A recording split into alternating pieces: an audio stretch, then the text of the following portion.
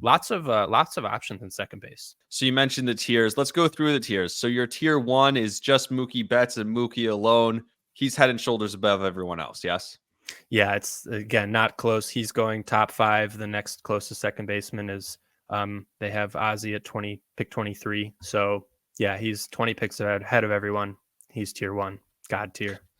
So your tier 2, your studs, and we'll do this for every position. We'll talk about the God tier, the studs, the potential studs, safety matter / consistency. So those are 4 tiers, and I love how you put those. So who are your studs for second base? The studs are the next 3 in ADP: Marcus Semien, Ozzy Albies, and Jose Altuve.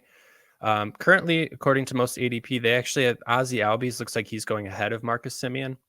I don't necessarily have a problem with that, but I would prefer Marcus Semien over Ozzy Albies. And I know that You know what? I looked at Ozzy I was looking at him for bad value for a minute. I was like, he's so good that I don't want to put him in.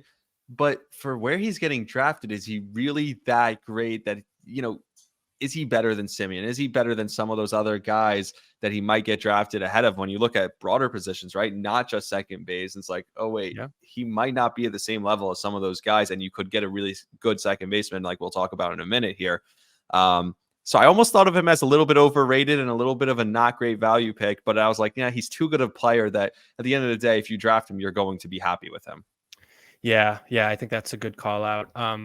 Yeah, I think it's just part of Ozzy was such a hyped guy coming in, and when he suffered injuries last year or 2 years ago now, everyone kind of was just like, okay, wait for him to come back, and he came back and he was phenomenal. So I think everyone's just ready to hop back on the train, and I understand that, and I have no problem drafting. Like I said, if you take Ozzy at pick 25, I have no problem with that. But the reason that I want Marcus Semien, and I think this is important because this is just absolutely huge. The last 5 seasons, and I have the numbers right here, so I'm going to read them off. The last 5 seasons, and I'm going to exclude 2020, he has played in 159 games, 162 games, 162 games, 161 games, and 162 games. He has had over 700 plate appearances each of those 5 seasons. You just do not see that anywhere else. He hits one of the best, if not the best, offense in baseball. He's a lock for 100 runs. He's a lock for 25 home runs, close to, if not 100 RBIs. He's going to get 15 steals. That's just not something that you can count on for Ozzy Albies. Ozzy might not even hit in the top 5 in that order for most days. I could see him hitting second. I got to check his platoon splits, but last year he was hitting 6th quite a bit. So I'm just taking the quote unquote, nothing's guaranteed, but the guaranteed production, the everyday playing you're going to get from Marcus Semien. They just don't build him like Marcus Semien anymore to play every day. And you still have Jose Altuve in that studs tier because, like we talked about, he's still Jose Altuve and the consistency has been there. Yeah. He's, I think, like at the bottom of that tier. If I end up with him, I'm not going to be upset at all. I think he's still got plenty of potential. I think for the reasons I laid out earlier, I think a lot of people will be dropping him down their draft boards because maybe they want to get out that year early.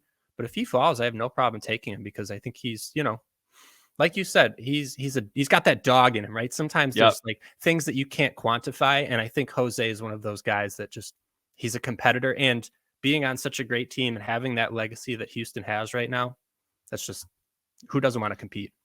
And they keep it going, right? It's not like they're going to fall off, but yeah, everyone's like, oh, I'd rather get out a year early than a year late. Sure, you don't want to be stuck with, oh, wow, now I have 33-year-old small Jose Altuve who can't do anything, but I don't think that's going to happen this year. Now, potential studs, guys who can be studs, and you love this guy. So I think I already know if I'm drafting and I'm around this point of the draft and I see you going for him, I'm going to try and steal him away from you because you've already mentioned him a few times. Who do you got? It is, yeah. So the only guy in this tier that I have is Matt McLain. And if you look at ADP, they actually show Nico Horner is getting drafted 1 pick or a half a pick above Matt McLain. And I'll talk about Nico in a sec, but Matt McLain has the potential to jump up into that Semien, Altuve, Albies tier next year. And so he is a potential stud. I mean, he hits the ball hard. He's got great bat to ball skills. He doesn't strike out a whole lot. He's got it all. He's second base and shortstop eligible. He plays on a phenomenal team. And the cherry for me is that he plays in the best baseball park the best park in baseball for these fantasy stats, right? Great American Ballpark is 1A, 1B with Coors. So that's huge for me. And yeah, again, plays on a phenomenal team. The only caveat, the only reason why I didn't bump him up to the studs tier is because of that playing time we mentioned. We just don't know how much he's going to get. If it's me, I'm penciling him in every day. But I think more realistically, if you're the Reds, you want to probably keep him fresh and not play him every day. So yeah, I have him in this potential stud. Did you see this thing that Buck Showalter was saying where he said guys would, I think it was on the Foul Territory podcast, where he said the general manager and management and the analytics people would come to him and be like, hey, Nimmo hit a triple and a double yesterday, so he ran a lot. So we're going to sit him today. It's like, wait, so I'm supposed to tell him that because he played well yesterday, he needs to sit? So are they incentivized to not play well? Like, I don't understand how that works. It's crazy how that, Buck obviously being an old school guy didn't love that, but yeah, it was just wild to hear him talk about that. Now, we have the safety and the consistency guys. This is the final tier, and you have five guys here that you could just run through real quick, and then we'll get into a couple other things. Who are the five guys that in tier 4, if you get one of these, I'm sure you're really happy with who you have? Yeah. And if you've already built a little bit of an offense and you just want kind of a safety guy, a guy that's just going to keep you afloat, which I think is huge for fantasy baseball. I think that's exactly what you should be doing, is finding these floor guys.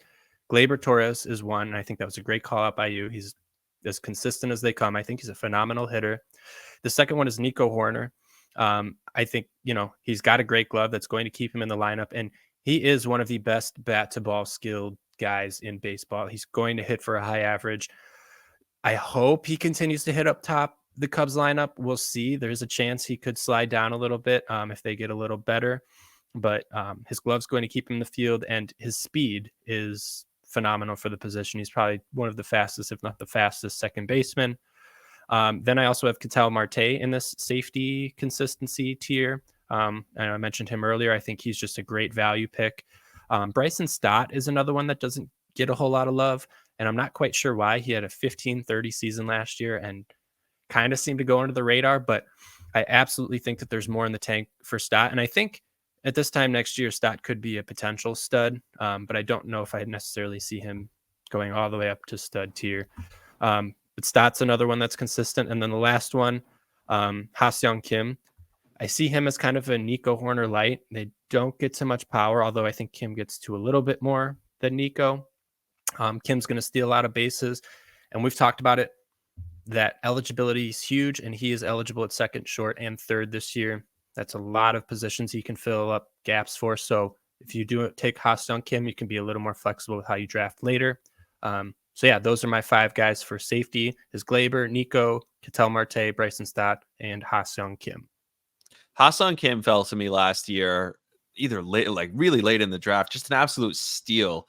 And the whole year, I loved him. I plugged him in every position like you talked about. He was and you knew he was going to play. Like, there was a time where he was playing first base also, I think, for out in San Diego. You just knew that he was going to get into the lineup. And like you said, there wasn't a ton of production when it came to power numbers, but he had enough, and it's a pretty stacked lineup still. So I do like that.